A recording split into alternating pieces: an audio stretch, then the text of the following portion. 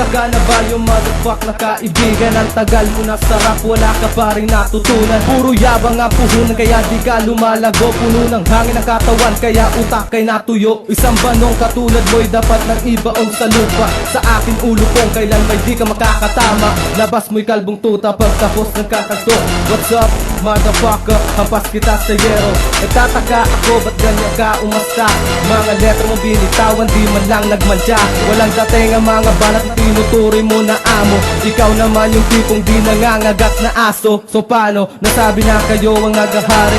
Manok ni San Pedro, ako ang may hawak ng tare. Walang baka sakali pag ako ang kumalawit. This is JFL at bibaba pagkat bawal ang sabi. Sige, bilisan mo ang mga banat mo sa akin. Hindi mo kami kayang arutin. Pilitin mo man sa amin sumabay. Hindi mo kami kayang abutin. Ako ang batang manunula mula pa sa San Pedro. Handa ko yung palagan-kalagan ng mga kataga na binibigas. Matikman mo ngayon kung paano umandar ang aming makinare. Sasalpungan ng mga letra, di mo kami mapapatumba. Hey, si G, nag-iisang pangalan itatak mo sa iyong kokote kung paano pababagsakin ang katulad mo. Sa akin pagtuti sa mga kalaban na pilit akong ilalampaso. Di nyo kakayanin kahit na 5 milyong katao. Ngayon sagutin ang pinulito ko, di mamula pa ito sa kumpisa. Pag ikay nagkamali sa akin, sasablay ka na. Sige, sagot ka pare boy, kung ikaw ay tatabla. Ang utak mo hindi na babagay dahil puro kapalya. At ang sambahan pundasyon ng kulong pinagmula. Halika rito, lumapit ka, subukan mo aming sabayan. Sa pagpitik ng aking dila at sa aking mga rima, ang galing sa pagtula, sa akin mo lamang makikita. Magsiiwas na kayo pag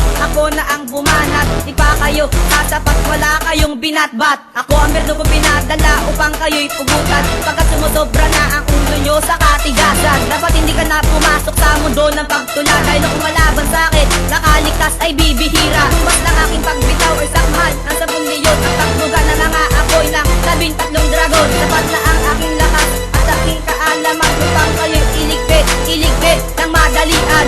Ako si Don Kulas, nagmula pa sa bahay ng San Pedro, at ako mapapadala sa inyo patungo sa impyerno.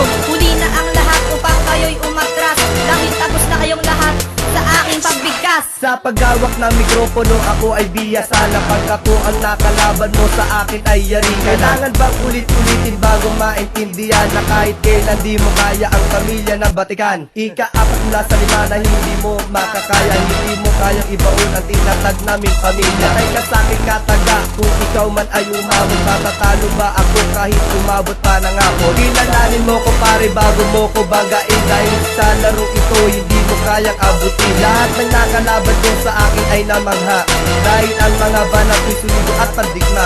Pinera na pagbanat ko sa gadagang sa iyong buto. Pagkat sa mga tira ko, ikaw lagi ang pinupuso. Kahit na imusta mo ang lahat-lahat sa'yo, di mo kakayanin pre, ako ang ari ng mga loko. Ako naman ang bibigkas ng malulupit na kataga. Sa mga bobo at balot, pilit namin bumabangga.